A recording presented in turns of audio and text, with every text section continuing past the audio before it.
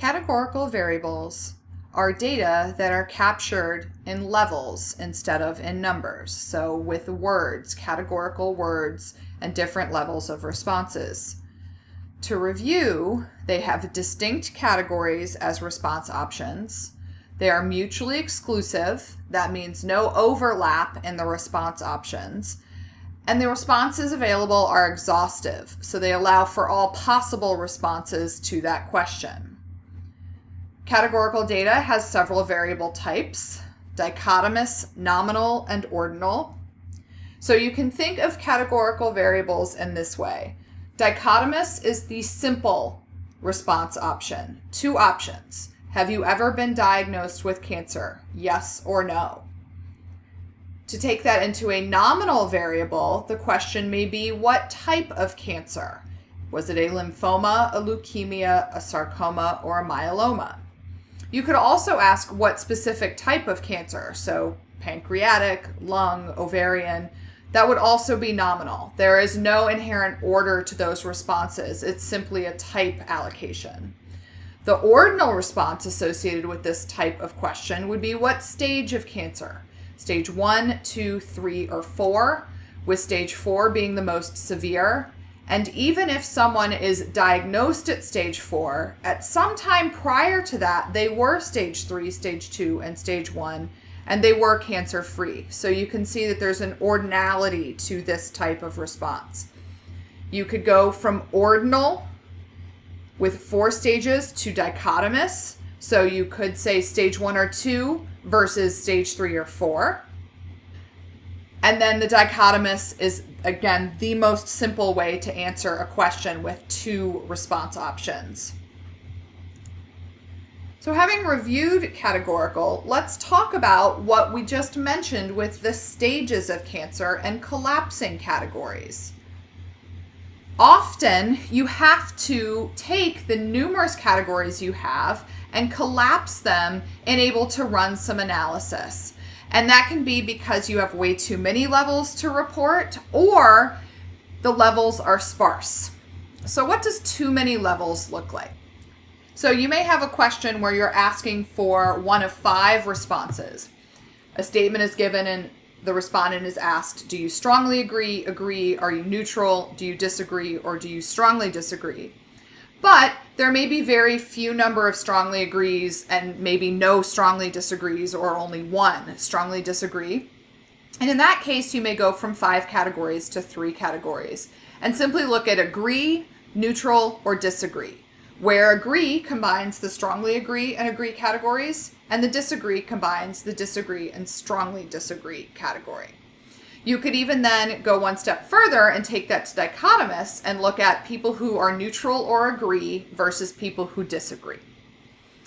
Another example would be asking people to rate their pain level, where they have a lot of pain, some pain, a little pain, or no pain. And this very easily gets reduced to a dichotomous variable of some pain versus no pain.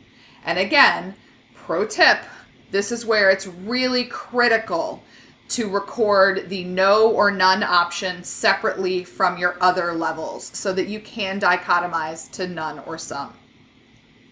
This is very natural to reduce or collapse levels for ordinal variables. It doesn't necessarily always work with nominal, but it certainly can. For marital status, there can be many options: married, separated, divorced, widowed, cohabitating, domestic partner, previously married, never married, which could also be single. So there are many options, but you may ultimately simply need to be looking at people who are married versus those who are not married, or people who are married cohabitating versus not married, or people who are married, no longer married, and never married. So you really need to think about what are the answer options, how could they be combined, does combining them make any sense, and that will largely depend upon the question. Sometimes you have very sparse responses. So some categories may have low N, and this makes analysis difficult. So if you look at the racial distribution from our practice exercise, we can see that we have a preponderance, or 90% of the racial choices were Caucasian or white.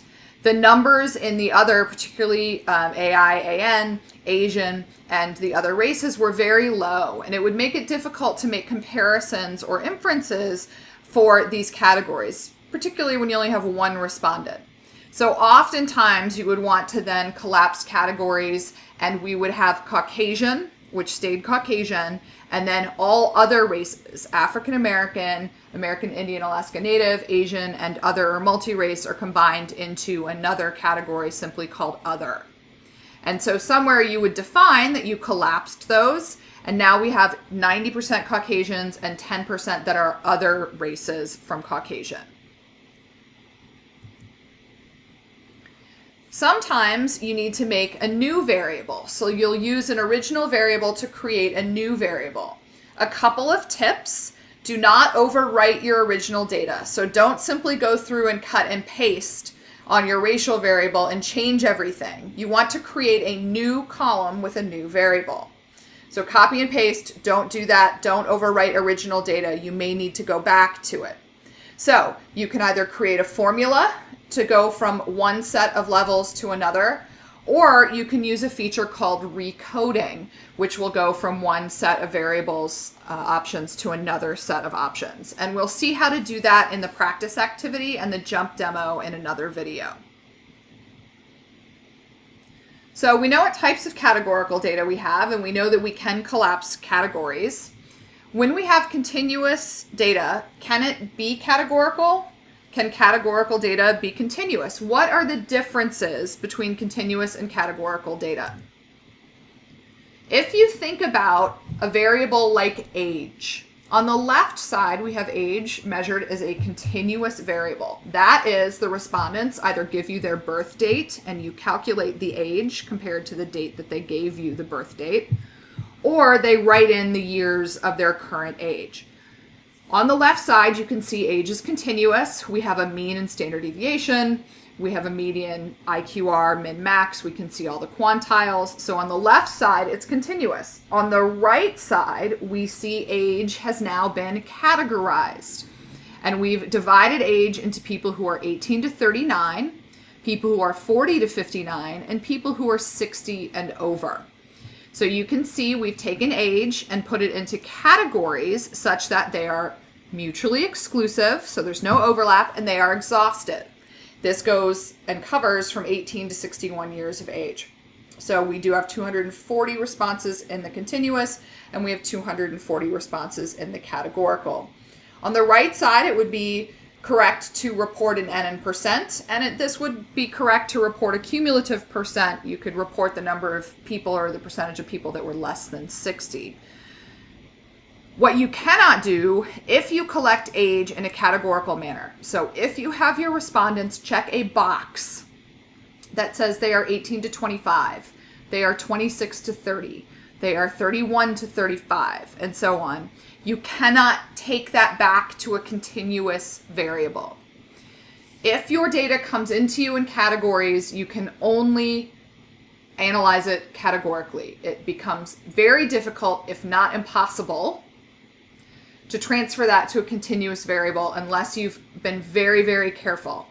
One example of how you can do that is if you ask people the number of days in a week that they do something and you have them check a box for 0, 1, 2, 3, 4, 5, 6, or 7.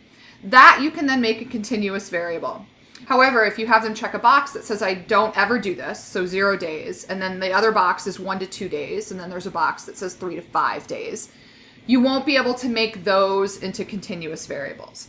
So look at your data, determine if it was collected as a number and what are the units, determine if it was collected as a category and what are my options, and in the very rare case, you may be able to take a categorical variable back to a number, but in most cases, that's not accurate. So if I am in a situation where I have a continuous variable and I'd like to make it categorical, when would I do that, or why would I do that, and how do I do that? So you may do that because that's your question. You allow people to give you their age in years, but really what you're concerned about is comparing those who are less than 19 years of age versus those who are 19 or older. So you may want to take your continuous age variable and change it to a dichotomous variable.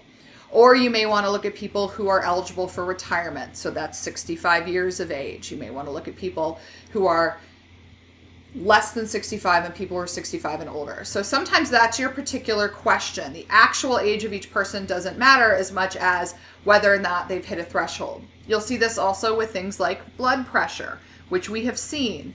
Is it high blood pressure? Sometimes you want to compare other research that has those groups. So you may have collected a continuous variable, but there's published research where they looked at categorical variable, and you want to take your continuous to a categorical and then compare your results to their results. So how do you do this? Again, there are two options. There is a formula and recode, similar to when you are collapsing categories. For the recode, this is very difficult if you have many numeric responses, and we will see that in the jump practice. Again, formulas will tend to work better if you have many options, which you generally do in a continuous response. So the jump practice video will walk you through how to recode or a formula. Just know that it's possible to take continuous variables and make categorical groups with well thought out questions and then well thought out definitions for your categories, which still need to be mutually exclusive and exhaustive. Let's look at the second part of the Module 3 jump activity.